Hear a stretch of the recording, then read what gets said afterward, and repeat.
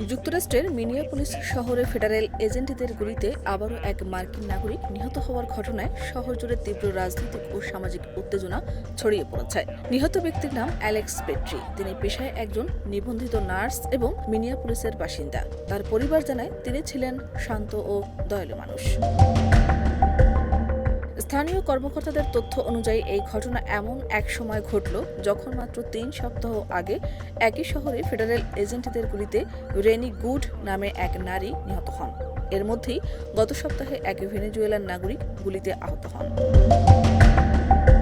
প্রত্যক্ষদর্শীদের ধারণ করা ভিডিওতে দেখা যায় ঘটনার সময় অ্যালেক্স পেট্রি রাস্তার পাশে দাঁড়িয়ে মোবাইল ফোনে এজেন্টদের ছবি তুলছিলেন।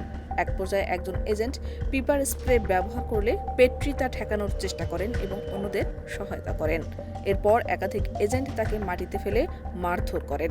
মাটিতে থাকা অবস্থায় এক এজেন্ট তার দিকে গুলি চালান। ভিডিওতে একাধিক গুলির শব্দ শোনা যায়।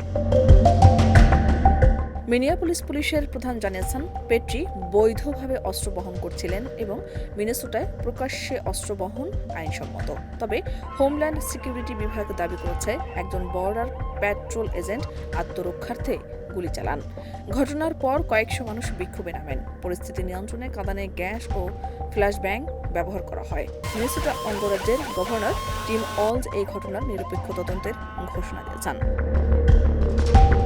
বিশ্লেষকদের মতে এই ঘটনা যুক্তরাষ্ট্রে অভিবাসন নীতি, আইন প্রয়োগের সীমা এবং নাগরিক অধিকার নিয়ে নতুনভাবে প্রশ্ন তুলেছে। একের পর এক নাগরিকের প্রাণহানি ফেডারেল অভিযানের পদ্ধতি নিয়ে জনমনে উদ্বেগ বৃদ্ধি করেছে।